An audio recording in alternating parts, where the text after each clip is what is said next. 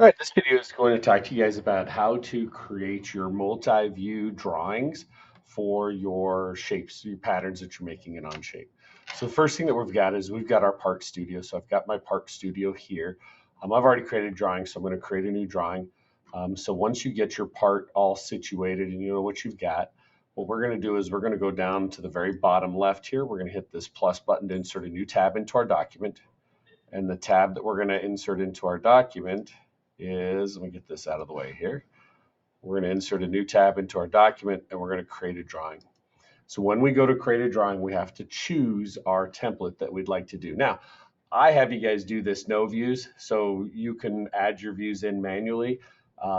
You could certainly just add your 4 views, which would give you the angled projection views. And what you are making is your multi-view orthographic projection. That's what this is called. So the first thing you're going to do is choose what is your template that you'd like. You can add other templates. And so if we wanted to go in here, I could click and see other templates that we've got. I can see other Onshape drawing templates that are here. So there's lots of different things.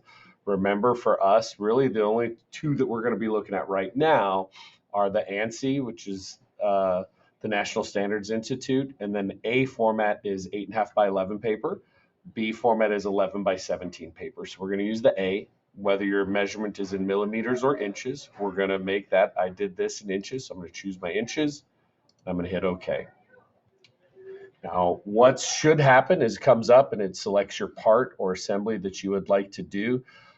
If by some chance, I'm going to show you how to fix this if we've got this. So I'm going to click on my part. Now, if you've got different parts, you could have different things in there, multiple things. So I'm going to add this, click on this part, and it's going to give me my mouse. And it will automatically try to select what is the best view for me for my front view. Now, remember, our front view always goes down in the bottom left.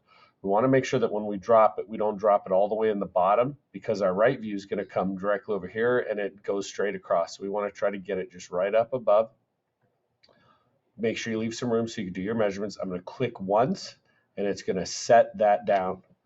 Now I've already got it selected to project. So what we're doing is we're projecting.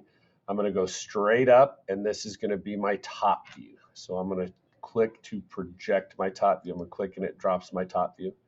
Now I have to go back to my original front view, click again, left mouse click, and then I'm going to go straight across and it's going to give me my right view. And then I'm going to go back, click on my original front view again, and I'm going to go up and to the right, and that's going to give me my isometric view.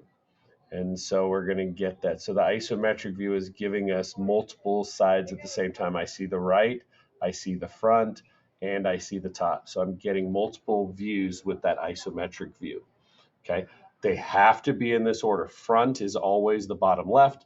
Top is always the top left. Right is always the far right. And the ISO view is always the top right. Fourth.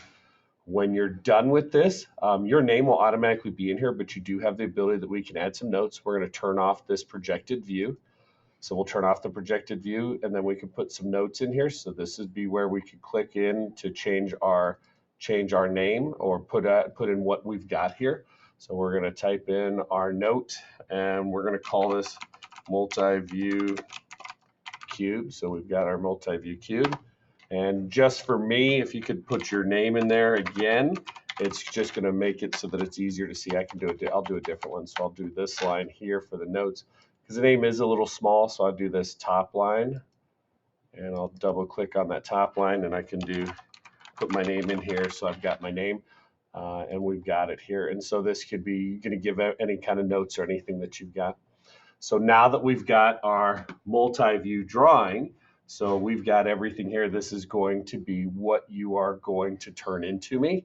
And so the way that we're going to turn this into me is we're going to go down here.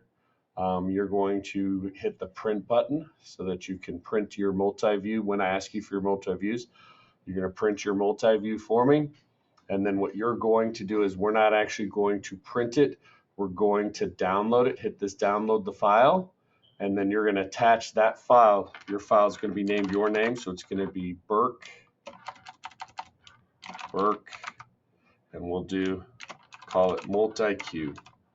I need what it is that we're looking at and your name. So we're going to save it, and then you will attach that file to the Google Classroom to turn in your orthographic projected multi-view. And that is how you would get a multi-view complete.